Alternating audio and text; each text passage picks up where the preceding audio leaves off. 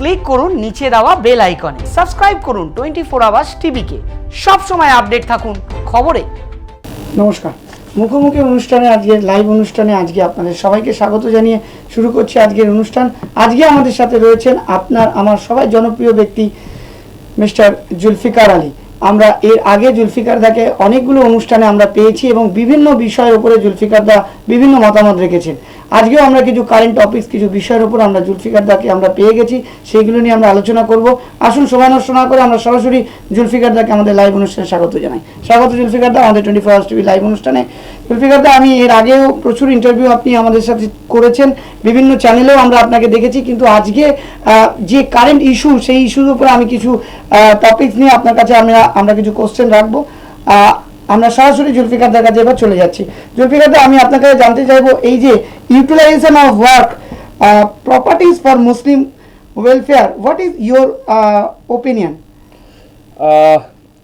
আজকে আমি হিন্দিতে বলবো, ঠিক আছে, কেন সবসময় বাংলাতে বলি। ओके, तो এখন अभी जो है ये जो वक्फ का जो प्रॉपर्टी है, वक्फ का जो प्रॉपर्टी है हमारा मुस्लिम कम्युनिटी के लिए, तो ये सेंट्रल वक्फ जो काउंसिल बोर्ड है ये दिल्ली में इस्टेब्लिश्ड है, ठीक है ना। 1964 इसका जो इस्टेब्लिशमेंट हुआ था 1964 अंडर द एक्ट ऑफ 1954, ठीक है ना। तो अभी क्या है कि हमारी जो मुस्लिम वक्फ बोर्ड है, तो हमारी पूरे ऑल ओवर इंडिया में लगभग 6 लाख एकड़ की प्रॉपर्टीज़ है। ऑल ओवर 6 लाख एकड़। तो 6 लाख एकड़ में ऑलरेडी 5 लाख एकड़ की प्रॉपर्टी का रजिस्ट्रेशन का बात भी चल रहा है। उसमें कुछ कमर्शियल प्रोजेक्ट्स या कुछ प्रोजेक्ट्स करने का भी बात चल रहा है थ्रू द गवर्नमेंट। तो अभी क्या है कि आज के डेट में जो हमारे जो वक्फ जो प्रॉपर्टीज़ है पूरे इंडिया के अंदर में 163 करोड़ की प्रॉफिट है। हमारे वेस्ट बंगाल में लगभग 8000 वक्फ प्रॉपर्टीज़ है, ठीक है ना, जो काफ़ी जगहों में फैले हुए हैं। यहाँ पर जो प्रॉफिट दिखाया जाता है कि 50 करोड़ रुपया या उससे नीचे हमारा प्रॉफिट होता है।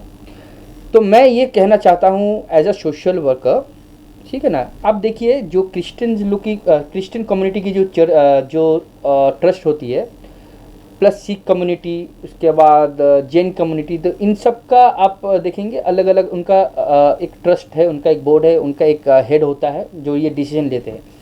तो हमारा जो ट्रस्ट, हमारा जो प्रॉपर्टी जो है वक्फ जो बनाया गया है, ये बेसिकली इस तरीके से बनाया गया है कि ये गवर्नमेंट जो है इसे गवर्न करती है, ठीक है ना।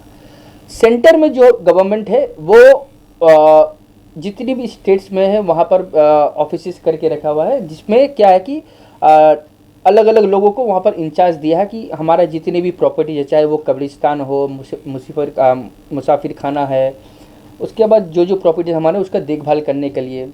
तो हम लोगों में क्या होता है कि हम लोग मुतल्लिब को भी हम लोग अपॉइंट करते हैं कि भाई उनका काम रहता है कि पूरे हर एक प्रॉपर्टी का देखभाल करने के लिए। तो अभी क्या है कि आप देखेंगे जो क्रिश्चियन लोग जो उनका जो प्रॉपर्टीज़ होता है उसको हर प्रॉपर्टी में उन्होंने क्या किया है कि उसमें चर्च या स्कूल या कॉलेज, ठीक है ना, ऑर्फनेज होम, इस तरह का प्रोजेक्ट उन्होंने बनाया है। तो मैं भी चाहूँगा कि जिस तरीक़ा से हम लोगों का पास जो प्रॉपर्टी अवेलेबल है हमारे कम्युनिटी के पास में, उसे कमर्शियल टर्म्स में नहीं ले जाके या शॉपिंग मॉल नहीं बना के आप एजुकेशन के ऊपर में उसको इस्तेमाल करिए। तो क्या होगा कि हमारे जो बच्चे हैं वो एजुकेटेड होंगे, ठीक है ना, प्लस आने वाला जो फ्यूचर ये ब्राइट रहेगा, ठीक है। बिकॉज कहा जाता है हमारे इंडिया में कि मुस्लिम जो कम्युनिटी है वो बिलो पॉवर्टी में भी है। तो हमारे यहाँ पर बिलो पॉवर्टी का कोई सवाल ही नहीं है। आप देखिए जिस कम्युनिटी का प्रॉपर्टी $18 बिलियन करीब है या $20 बिलियन है, तो वो बिलो पॉवर्टी कैसे हो सकता है? तो मैं यही गुजारिश करूँगा हमारे जो वक्फ बोर्ड है, जो स्टेट में है, जो सेंट्रल में है, कि स्टेट अगर हमारे जैसा वेस्ट बंगाल है, तो मैं उनसे निवेदन करूँगा कि आप एक सही प्रोजेक्ट इन एजुकेशन फील्ड आप बनाइए, और जो भी प्रॉपर्टीज़ जो वेकेंट पड़े हुए हैं उसे आप एजुकेशन में इस्तेमाल करिए, इंस्टीट्यूट्स बनाइए। तो क्या होगा कि जो इंस्टीट्यूट्स आप बनाएंगे उसमें से आप IPS, IAS law, different different courses आप करा सकते हैं, ठीक है ना। तो एजुकेशन एक बहुत बड़ा एक रास्ता है लोगों के लिए, आवाम के लिए। और मैं यही चाहता हूँ कि हमारे जो बच्चे हैं आने वाले दिन में उन्हें एक बेहतरीन से बेहतरीन एक फ्यूचर मिले थ्रू एजुकेशन। तो शॉपिंग मॉल अगर आप बनाते हैं तो शॉपिंग मॉल से क्या होता है कि ये तो आप मॉल बनाए, आपको रेंट मिल गया, तो इससे क्या हुआ, आवाम का क्या बेनिफिट? हाँ, आवाम का तो कोई बेनिफिट नहीं हुआ।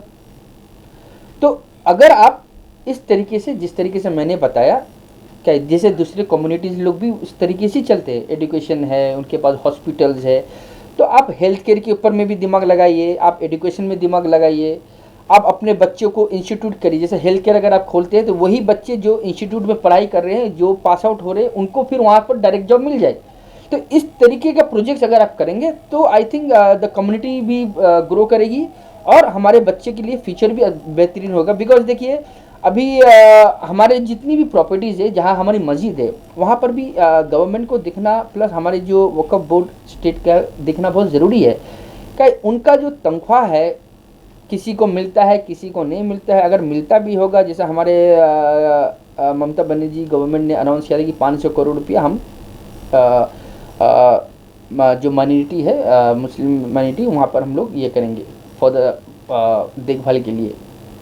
पर क्या कि वो अभी तक लागू हुआ नहीं है, बिकॉज थ्रू द कोर्ट का कुछ इशू है, ठीक है ना। तो अभी क्या है कि हमें देखना है कि हमारे जो इमाम हैं, हमारे जो इंचार्ज है जो प्रॉपर्टी के, तो उनको तनख्वाह भी हमें बेहतरीन देना पड़ेगा, जो ESI कवरेज हो, प्रोविडेंट फंड हो, बिकॉज हर किसी को लेके हमें चलना है। और हमारा जो प्रॉफिट आज के डेट में हम कर रहे हैं, देखिए हमारा नुकसान क्यों हो रहा है कि हमारे बहुत सारे जो प्रॉपर्टीज़ है, अभी आप देखिए गवर्नर हाउस, तो गवर्नर हाउस अगर आप देखेंगे तो गवर्नर हाउस में अगर आप वहाँ पर देखेंगे कि आज भी जो रेंट है वहाँ पर 27 रुपया 25 पर एनम, 27.25 पर एनम। आप बताइए ये कोई रेंट हुआ? 100 वॉलेज की जो प्रॉपर्टी है वो भी वक़्फ़ की प्रॉपर्टी है, 90,000 स्क्वायर फीट की प्रॉपर्टी है 100 वॉलेज की। तो उसका जो रेंट एक समय मिला करता था 22,000 रुपया। तो 22,000 रुपया पर मंथ एक 90,000 प्रॉपर्टी, आज के डेट से अगर आप उसे कैलकुलेट करें 100 वॉलेज की प्रॉपर्टी, तो आपका रेंट मिनिमम 30 लाख रुपया, 25 लाख रुपया महीना निकलना चाहिए, ठीक है। तो ये सब जो मुद्दा है, इसे आप जो वक्फ बोर्ड है, इसे सही तरीके से इसे लेके बैठना है। और ये किसी का प्रॉपर्टी तो है नहीं, ना मेरा है ना कि ये हम हमारी जो कम्युनिटी के लोग होते हैं ये डोनेट कर देते हैं ताकि ये प्रॉपर्टी हमारे लोगों के काम में आए। तो इससे हमारा जो स्टेट जो वक्फ बोर्ड है, इन्हें सही तरीके से प्रोजेक्ट रिपोर्ट बना के इसे सेंटर में देना चाहिए। दे के जितनी तरह की एजुकेशन प्रोजेक्ट्स है, इंस्टीट्यूट्स है, ठीक है ना, इस तरह की प्रोजेक्ट्स में, या अगर आप मेडिकल हेल्थ केयर में भी आ सकते हैं, ठीक है ना। बिकॉज जो इंस्टीट्यूट आप बनाएंगे तो आपको इस तरह से सोच के बनाना पड़ेगा कि वे इंस्टीट्यूट से जो भी बच्चे पढ़ेंगे उसे जॉब भी अवेलेबल मिले। तो आप बहुत सारे हॉस्पिटलरी इंडस्ट्री में भी आप आ सकते हैं, ठीक है ना। तो आज देखिए बंगाल में करीब 8,000 इनरोल वक्फ स्टेट कवरिंग 1,70,000 एकड़ है, ठीक है ना। और माने ये कलकत्ता में है खुद का, तो ये टोटल स्प्रेड हुआ है 1,273 एकड़ में, ठीक है। तो आप सोचिए हम क्या नहीं कर सकते हैं। प्लस संचर कमेटी ये कहा है कि अगर हम सही से अपना प्रॉपर्टी का जो वैल्यू है उसका 10% भी अगर हम लागू करें तो हमें सालाना 12,000 करोड़ रुपया आ सकता है। आप सोचिए आज के डेट में सालाना आपका आता है, स्टेट में आता है हमारे बंगाल में 50 करोड़ रुपया या उससे कम है, पूरे इंडिया मिला के आते हैं 163 करोड़। तो अगर हम सही से इस्तेमाल करें तो मैं तो कहता हूँ 12,000 करोड़ तो संचर कमेटी ने कहा है, उससे ज़्यादा ही आएगा इनकम। तो इनकम के लिए आपको उस तरीके का प्रोजेक्ट्स करना है, आवाम के लिए करना है, जो लोगों को काम में आए, लोगों का फ्यूचर बने, ठीक है ना। प्लस ये भी देखना पड़ेगा कि जहाँ जहाँ रेंट कम है उस रेंट को जो मार्केट का वैल्यू है उसी वैल्यू के हिसाब से आपको रेंट में उसे लेके आना है। तभी आप सही तरीके से आप अपने वक्फ प्रॉपर्टीज़ को हम इस्तेमाल कर सकेंगे। जुल्फिकार दा, मैं दूसरे सवाल में जाता हूँ.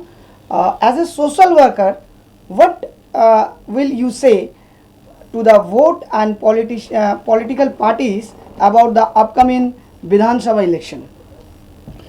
देखिए, मैं अब जो विधानसभा इलेक्शन नज़दीक आने वाली है, मैं यही कहना चाहता हूँ जो हमारे वोटर्स है और हमारे जो पॉलिटिकल पार्टी है, वोटर्स को तो मैं यही कहूँगा कि आप किसी एक व्यक्ति को देख के वोट मत करना.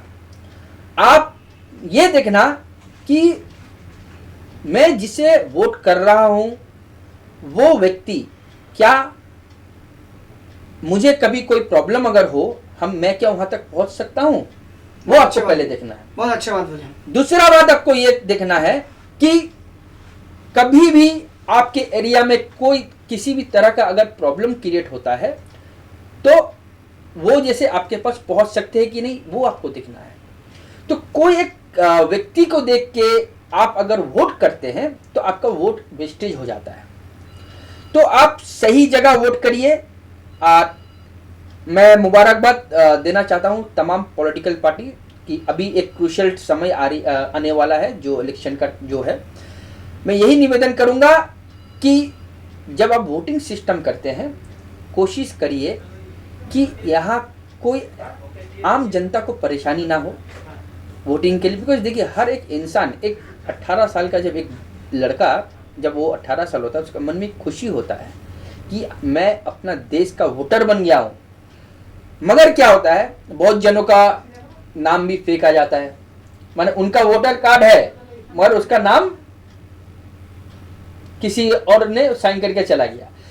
प्लस जो एक खुशी से जो एक वोटर जाता है वोट करने के लिए, तो उस वक्त क्या होता है कि उसके मन में जो खुशी होता है जब वो देखता है कि भाई इतना तरह का इश्यूज है, इतने तरह का वायलेंस है, तो उसका मन भी नहीं करता है कि मैं जाके वोट करूं. तो मैं कहना चाहता हूं कि आप एक ऐसा प्लेटफॉर्म बनाइए वोट करने के लिए जहां हर एक नागरिक देश का आके शांति के साथ वोट कर सके. और आप सबको एक ही में और एक बात मैं कहना चाहता हूं कि जो हमारे पॉलिटिकल पार्टीज है, आप लोग अभी सिंस वोट विधानसभा इलेक्शन नज़दीक आ रहे हैं, तो आप लोगों का अभी क्या है कि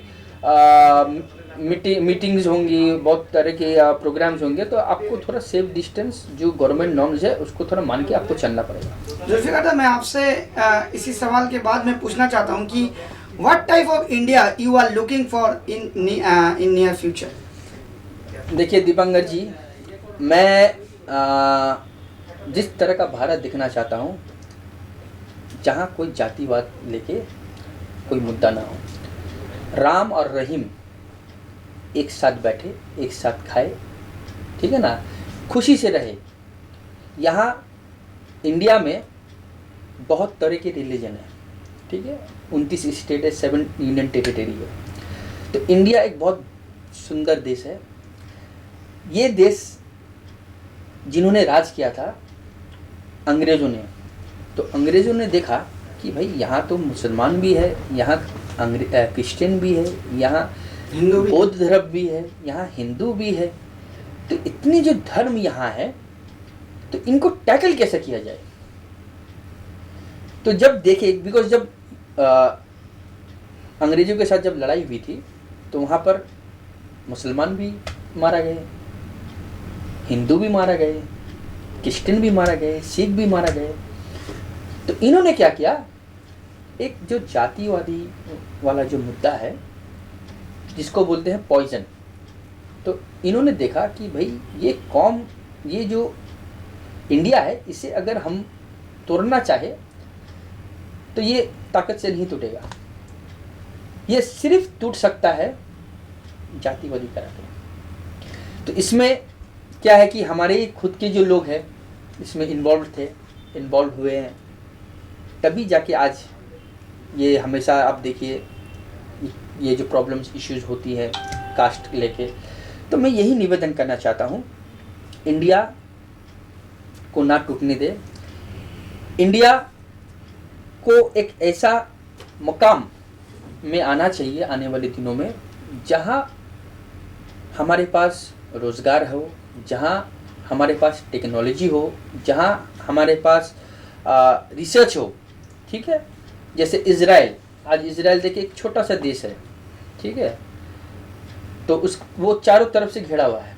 तो इंडिया भी देखिए, इंडिया काफ़ी बड़ा देश है, 135 करोड़ 138 करोड़ का देश है। तो हम भी क्या है कि छोटे छोटे देशों से, जैसे बांग्लादेश, पाकिस्तान, नेपाल, ठीक है ना, भूटान, तो इससे हम भी घिरे हुए हैं, चाइना। तो अब क्या है कि हमें दिमाग लगाना पड़ेगा, टेक्नोलॉजी, रिसर्च, आर्मी को हमें मजबूती देना है, ठीक है, डिफेंस में हमें ज़्यादा दिमाग लगाना है, एजुकेशन में दिमाग लगाना है, रोज़गार पैदा करना है, ठीक है, इंफ्रास्ट्रक्चर में हमें दिमाग लगाना है, ठीक है। और मैं इतना कहना चाहता हूँ, जिस दिन राम और रहीम, ठीक है ना, और ये देखिए हमारे बीच में प्यार है, तो देखिए प्यार है बोल के आज एक हिंदू भी अपना प्लाज्मा मुसलमान को दे रहा है, एक मुसलमान भी अपना प्लाज्मा हिंदू को दे रहा है। इसी बात पे मैं आपसे पूछना चाहूँगा दूसरा सवाल, voting system, political parties having issue, that is opposition parties with election voting and want to come in same front ballot voting system, इसके बारे में आपको क्या कहना है? देखिए बैलेट वाला जो सिस्टम था वो तो पहले हुआ करता था, तो बैलेट वाला सिस्टम में कुछ इश्यूज हुआ, बिकॉज क्या होता है, वोट कैप्चरिंग ये सब जो हुआ करती थी, तो उसके वजह से क्या है कि इलेक्शन कमीशन ने डिसाइड किया कि भाई इलेक्ट्रॉनिक सिस्टम बूट कैप्चरिंग जो होती है, बिकॉज बूट कैप्चरिंग मतलब क्या कि आपने जो वोट दिया है तो वो वोट को हम निकाल लेते हैं, माने बॉक्स जो बक्से होते हैं ना बैलेट वोट के, उसे में उनको गैप कर किया जाता है। उससे क्या होता है, तो मेरा कहने का मतलब कि देखिए वोट अगर आप करना चाहते हैं तो उसे एक शांतिपूर्वक तरीके से करना चाहिए, और इलेक्शन कमीशन को ये डिसाइड करना है सभी दलों के साथ बैठ के, ठीक है ना, कि आप डिसीजन एक आदमी के हो के आप बात नहीं कर सकते, आपको प्रत्येक पॉलिटिकल पार्टी के साथ बैठना है, तो जिसका वोट ज़्यादा होगा आप उसी डिसीजन के साथ जाइए। आप समझे ना बात? तो बैलेट करना नहीं करना, इलेक्ट्रॉनिक सही है कि नहीं सही है, तो ये इलेक्शन कमीशन को डिसाइड करना है सभी पार्टी को लेके। धन्यवाद। मैं दूसरा सवाल आपसे पूछना चाहूँगा जुल्फिकार दा, आप लोग देख रहे हैं लाइव टेलीकास्ट मुखोमुखी অনুষ্ঠান में हमारा साथ है बंगाल हेल्पिंग ट्रस्ट के फाउंडर मिस्टर जुल्फिकार अली। मैंने बहुत सारे इश्यूज़ पे आज जुल्फिकार दा के साथ बातचीत कर रहे हैं और उस इशू को बहुत अच्छी तरीके से, बहुत बेहतरीन तरीके से आप लोग के सामने पेश कर रहे हैं, क्योंकि ये इशू ऐसा इशूज़ है जो इशूज़ हम लोग का रिलेटेड है, हमारे साथ हमारे ज़िंदगी के साथ रिलेटेड है। बहुत कुछ हम लोग को जानना ज़रूरी है जो जुल्फिकार जी ने बहुत ही बेहतरीन तरीके से हम लोग के सामने बता रहे हैं। मैं इसी बात पे मैं दूसरा सवाल में जाना चाहता हूँ Zulfikar da, Bengal helping hand is into so many activities since 3 to 5 years, education, food distribution, blanket distribution, sponsorship, उसके बाद event for children etc. What is your message as secretary founder? आप क्या कहना चाहोगे? देखिए हमारी जो ट्रस्ट है एज अ सेक्रेटरी फाउंडर 3.5 साल हो गया है। हम लोग बहुत सारी एक्टिविटीज़ में हम लोग काम कर रहे हैं, और मेरा हमेशा यही मानना रहा है कि काम अगर करना है तो दिल से काम करना है, लोगों के लिए काम करना है, लोगों के पास पहुंचना है। तो हम कोशिश करते हैं, ठीक है, प्लस मैं तो अकेला नहीं हूँ, मेरा एक टीम है। तो मेरे जो टीम मेंबर्स है, बस मेरा यही उनको कहना रहता है कि कोई गरीब भूखा नहीं रहे, कोई इंसान बिना खाए नहीं रहे। तो मैं कोशिश करता हूँ मेरे टीम मेंबर्स को भी कहने के लिए कि घर घर पहुँचो, घर घर जाओ। तो मैं एक बोलना चाहता हूँ तमाम जो हमारे वार्ड्स हैं, 144 वार्ड हमारे जो कलकत्ता में हैं, प्लस हमारे जो ग्राम अंचल में जितने भी है, तो अगर आप कोशिश करेंगे तो कोई इंसान भूखा नहीं रहेगा। वो कैसा करना है कि आप देखिए, जैसा सिख कम्युनिटी है वो एक मिसाल है पूरे देश के लिए। कोई भी देश में क्राइसिस आता है या कुछ भी आता है, देखिए सबसे पहले वो पहुंच जाते हैं, राइट। तो उनका एक देखो लंगर चलता है। आप लंच, अगर आप भूखे हैं, आपको लंच चाहिए, तो आप कोई भी गुरुद्वारा जाइए, आपको लंच मिल जाएगा। अगर आपको डिनर चाहिए, आपको डिनर भी मिल जाएगा। तो हम क्या, मेरा एक मैसेज देना चाहता हूँ, सेम आप लोग भी अपने अपने एरिया जो है, आप अपना एक जगह लोकेट करिए, ठीक है। वहाँ के जो बच्चे लोग हैं, जो वॉलंटियर्स हैं, जिनको खाना बनाने आता है, उनको भी इन्वॉल्व करिए करके। ये जो समाज सेवी जो काम है, हर एक वार्ड में कोई चावल दे देगा, कोई आलू दे देगा, कोई सब्जी दे देगा। तो ये सब पैसा मत मांगिए किसी से। तो ये जो अनाज है, कोई एक बस्ता चावल दे देगा, कोई 10 किलो चावल, जिसका जैसा हैसियत है, तो वो एक पॉइंट बनाइए जहाँ पर वो आके आपको स्टॉक रूम में डिलीवर कर दे। उसी को आप अपना क्या है, कभी खिचड़ी बना के खिलाइए, कभी आप पुलाव बना के खिलाइए। तो आप अलग अलग वैरायटी का फूड बना के हर एक गरीब का पेट भर सकते हैं। तो ये जो इनिशिएटिव है, मैं चाहूँगा तमाम जो काउंसलर्स है, आप इसको लीजिए। तो आप एक टीम बनाइए, आप लंच भी कराइए, आप डिनर भी कराइए। आप देखिए कोई भी इंसान भूखा नहीं सोएगा, इतना मेरा गारंटी है आपको। धन्यवाद जुल्फिकार जी, बहुत बढ़िया, बहुत अच्छी तरीके से आप इस चीज़ को हम लोग को समझाएं कि कोई भूखा नहीं सोएगा। अगर सच में हम लोग इसी तरीके से अगर हम लोग सिस्टम को चेंज कर पाए, जैसे आप बता रहे हैं बहुत सुंदर तरीके से, शायद हमारे हिंदुस्तान, हमारे पश्चिम बंगाल और ज़्यादा खुशहाल और ज़्यादा खूबसूरत हो सकता है। मैं लास्ट एकदम क्वेश्चन आपको करना चाहूँगा, हमारा टाइम एकदम ख़त्म होते जा रहा है। सो सामने ईद उल जुहा है, ईद है, तो उसके ग्रीटिंग्स में आप क्या कहना चाहोगे जुल्फिकार? देखिए, पहली बात तो मैं सबको मुबारकबाद करना चाहता हूँ, हमारे तमाम अवाम को, तमाम भाई बहनों को। आपको पता है कि आज हम जिस दौर से गुजर रहे कोरोना वायरस के चलते, तो पहली बात क्या है कि आप गवर्नमेंट का जो नॉर्म्स है उसको फॉलो करिए, ठीक है ना। उससे फॉलो करके आपको चलना है। दूसरी बात है ये नहीं कि नमाज हम नहीं करेंगे। हाँ, लास्ट टाइम ईद में हमारी नमाज नहीं हुई थी। अब की जो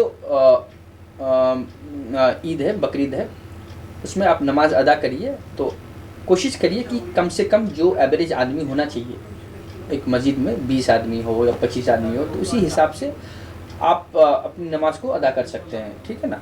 प्लस मैं ये भी कहना चाहता हूँ, जो हमारी जो यंग जनरेशन है, कि कोई भी कुर्बानी की फ़ोटो या वीडियो या कोई भी चीज़ कोई भी सोशल मीडिया में आप मत दीजिए, क्योंकि ये ख़राब मैसेज जाता है समाज में, ठीक है ना।